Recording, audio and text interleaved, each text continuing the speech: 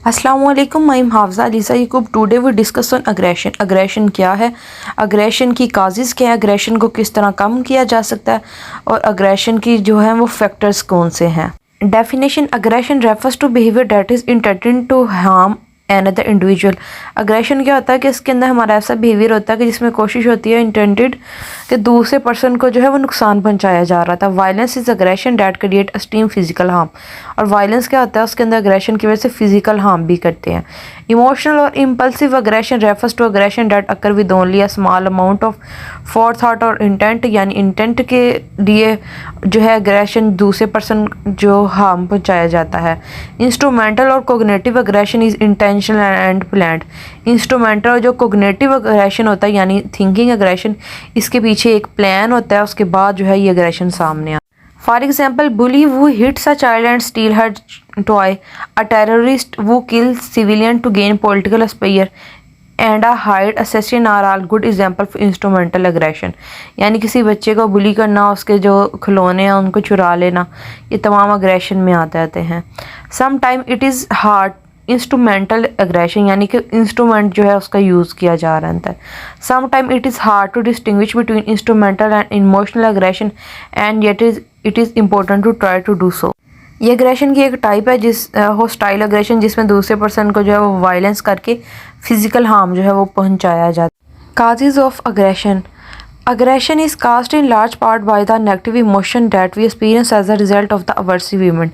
यानी अग्रेशन हमारे अंदर क्यों आता है, उसकी वजूहत क्या होती है कि कोई अवर्स इवेंट जो होता है वो हमारे इन्वायरमेंट में आता है, कोई नेगेटिव थाट आती है जिसकी वजह से जो है वो हम अग्रेशन को शो करते हैं। अब अग्रेशन के पीछे जो है एक रीज़न होती है, एक काज होती है सोशल, यानी सोसाइटी की वजह से जो है वो अग्रेशन किस तरह होता है। फ्रस्ट्रेशन होती है, यानी किस चीज़ को हम दबा कर रख रहे होते हैं फिर हम उसे बाहर निकालते। प्रोवोकेशन होती है, इश्तियाल अंगेज़ी होती है। और इसके अलावा मीडिया वायलेंस होता है। हम मीडिया ऐसी कोई गेम्स खेलते हैं फाइटिंग वाली, या कोई इस तरह की हम चीज़ें देखते हैं, मूवी वगैरह देखते हैं, जिससे हमारे अंदर एक वायलेंट बिहेवियर, एक अग्रेसिव बिहेवियर आता है, वो फिर हम शो करवाते हैं। कल्चरल जो होती है, हमारा जो कल्चर है, हमारे जो नॉर्म्स है, वो एक रीज़न होती हैं अग्रेशन के पीछे। अगर हम किसी ऐसी सोसाइटी में रह रहे हैं, किसी ऐसे कल्चर में रह रहे हैं जहाँ पे ज़्यादा ये लड़ाई झगड़ा है उसको और कल्चर को इस तरह प्रमोट किया जा रही है, ऐसा इन्वायरमेंट है हमारा जहाँ पे ज़्यादा झगड़ा रहा है, तो वो चीज़ अग्रेशन जो है वो हमारे अंदर आ जाता है। एक अग्रेशन के पीछे काज होती है पर्सनल, यानी कोई पर्सन हमें हर्ट कर रहा है, या वो उसने हमें कोई धोखा दिया है, इस तरह वाली कोई रीज़न होगी। या हम किसी ग्रुप के साथ चल रहे हैं, उसने हमें अलहदा कर दिया, डिस्क्लेयर कर दिया, सेपरेट कर दिया, अपने साथ नहीं रखा, तो वो चीज़ें जो है वो अग्रेशन की वजह से सामने आती हैं। अग्रेशन के पीछे जो है वो एक सिचुएशनल काजेज़ भी होती हैं, यानी कि इन्वायरमेंट इस तरह का है। उसमें एक पॉइंट आया था हीट का, यानी कि टेम्परेचर ज़्यादा, और जब टेम्परेचर ज़्यादा होता है, एक इंसान को वैसे गर्मी लग रही होती है, तो उस वक्त ऐसी कोई बात गुस्से वाली हो जाए तो वो गुस्से में बहुत ज़्यादा आग बगोला हो जाता है और उससे फिर वो अग्रेशन शो करता है। या अगर उसने ड्रिंकिंग की हो, यानी कि अल्कोहल पिए, वो अपने होशो हवास में ना हो, तो फिर भी वो इस तरह अग्रेशन शो करता है। या फिर गन अवेलेबिलिटी हो, यानी कि अगर किसी पर्सन के पास गन है और उस वक्त लड़ाई झगड़ा होता है और वो गन निकाल लेता है, तो उससे भी बात और ज़्यादा बढ़ जाती है और जो पर्सन है वो आपस में लड़ना शुरू हो जाते हैं।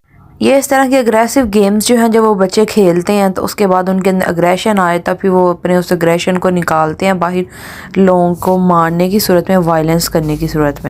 फेजेस ऑफ एग्रेशन: अग्रेशन के फेज़ कौन से? सबसे पहले आया था एक ट्रिगरिंग इवेंट, यानी जो चीज़ हमें ट्रिगर करती है, हमें एक स्टिमुलस मिलता है ऐसा जो हमें ट्रिगर करे, हमें अग्रेशन दिलाए। फिर एस्केलेशन, फिर क्राइसिस आ जाते हैं, फिर उसकी रिकवरी होती है, और फिर को पोस्ट क्राइसिस डिप्रेशन हो जाता है कि हमने ये क्या किया, क्यों हमारी इस तरह से लड़ाई हुई है। सोर्सेज ऑफ अग्रेशन: अग्रेशन की सोर्सेज क्या है? तो उसमें आया था इरेगुलर ब्रेन डेवलपमेंट, कि ब्रेन जो है वो इरेगुलरली डेवलप और रेगुलरली डेवलप नहीं हुआ।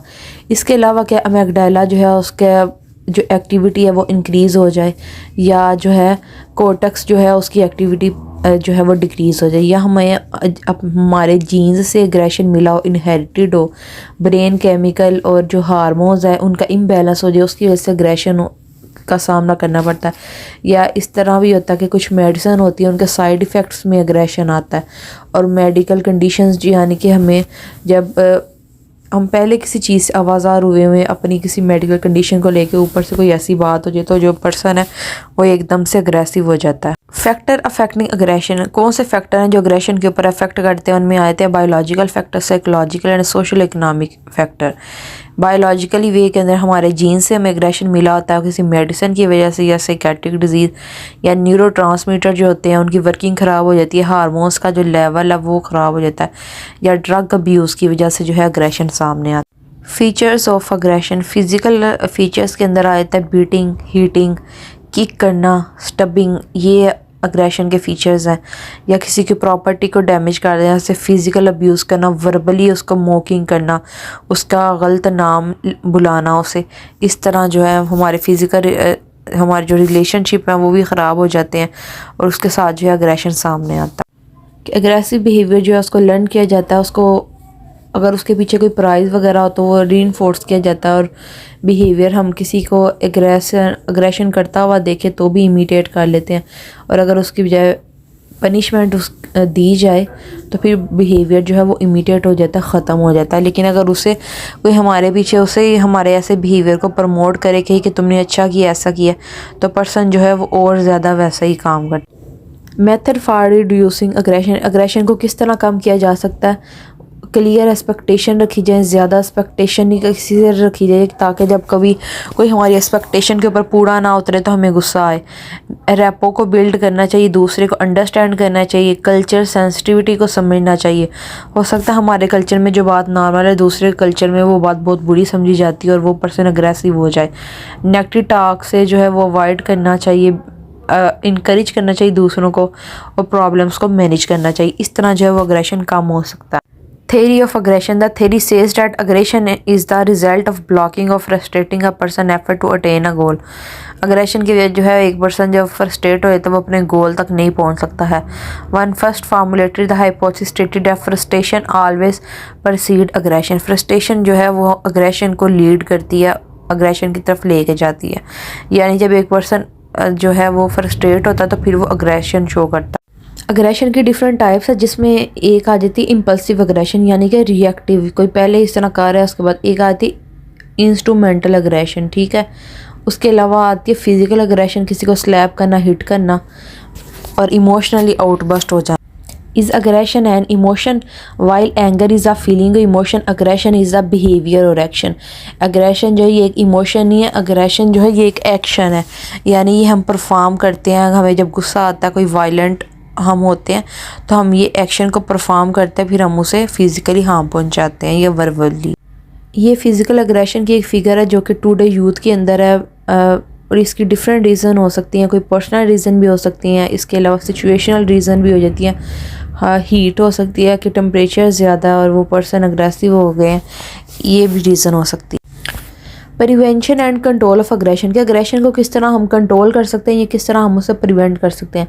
तो फर्स्टली आ जाता है पनिशमेंट, कि हम अगर एक पर्सन गलत करता है, अग्रेशन शो करता है, यानी फॉर एग्जांपल एक चाइल्ड है वो इस तरह अग्रेशन शो कर रहा है, तो अगर उसको उसके ऊपर रोका जाएगा, उसको पनिशमेंट दी जाएगी, तो उसको पता होगा कि नेक्स्ट मैंने ये हरकत नहीं करनी, तो इससे जो है अग्रेशन वो कम हो जाएगा। सेकेंड पॉइंट आ जाता है सेल्फ रेगुलेशन, यानी अपनी सेल्फ को रेगुलेट करना, आप खुद को कंट्रोल करना। यानी अगर कोई इस तरह कोई गलत बात हो गई है लेकिन फिर भी अपने ऊपर कंट्रोल करना, अपना कंट्रोल खो ना देना, तो इसको कहते हैं सेल्फ रेगुलेट करना, अपने आप को जो है वो सूथ रखना, सुकून में पुरसुकून रखना। बैकवर्ड काउंटिंग करना ताकि उसके साथ हमारी सेल्फ जो है वो रेगुलेट रहे।